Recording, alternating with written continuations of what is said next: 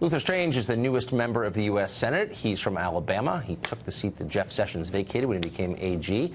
And he has drafted new legislation in the short time he's been here that would fund a wall on the Mexican border and would pay for it by diverting any federal transportation dollars currently going to sanctuary cities. Senator Strange joins us now to explain his plan. Senator, thanks for coming on.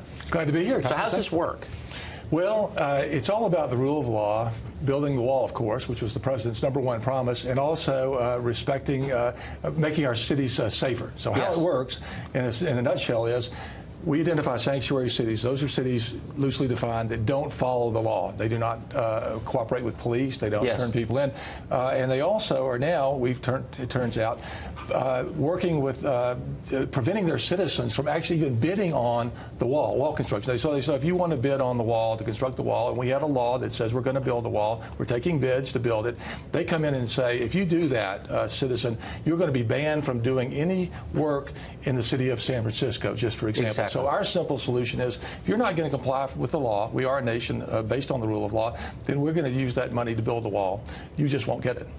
That's a lot. I mean, transportation funding for a state like California is enormous, federal funding. So, do you think that the Senate would actually back something like that? Well, the senators I've talked to, and I have support from my colleagues from Georgia, Wisconsin, we're building support for it, is that they can't believe in the United States this is actually going on. You know, we're a nation of laws, Tucker, as you well know. And here we have cities saying, look, we just don't agree with the wall, so we're not only going to express our First Amendment rights, we're actually going to penalize citizens who are just trying to make a living.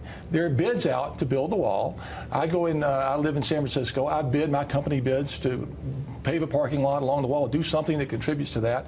I'm going to be paid by the federal government under the Secure Fences law, a law that was passed in 2006 with the support, if you can believe it, of Barack Obama and Hillary Clinton and others, a common sense solution.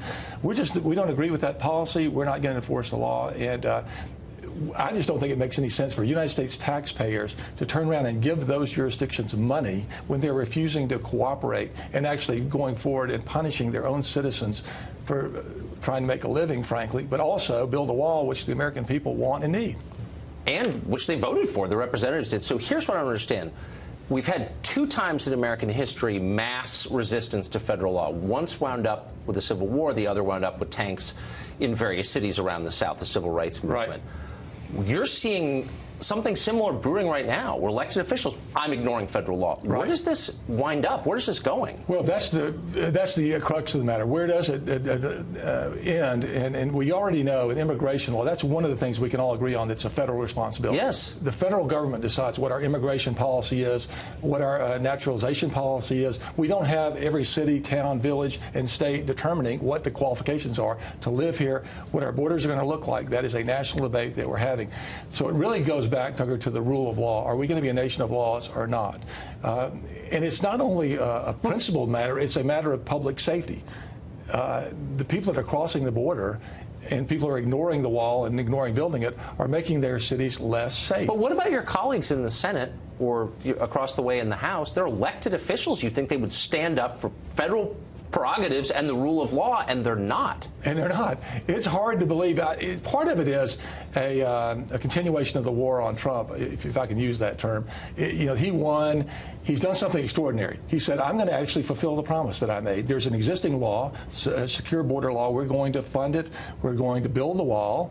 We're not only going to do that, we're going to, thanks to the great work of Jeff Sessions, we're going to enforce our laws. What if just a simple solution to the immigration problem, for starters, is to enforce the existing laws on the books? They've said they're going to do that. That sounds like a novel thought. No, it does. And you know what's happened? Because they've just said that, and they're actually doing it. But they've made it clear, and that message doesn't just go to the border. It goes south of the border. It goes all throughout Central America. We're going to enforce the laws on the books in the United States. Illegal border crossings are down almost 40% in this country just since President Trump has taken off. It's not hard. Well, you're already improving our city, but you're like 20 minutes. Thank you, Senator. I appreciate it. Thank you, Tucker, very much.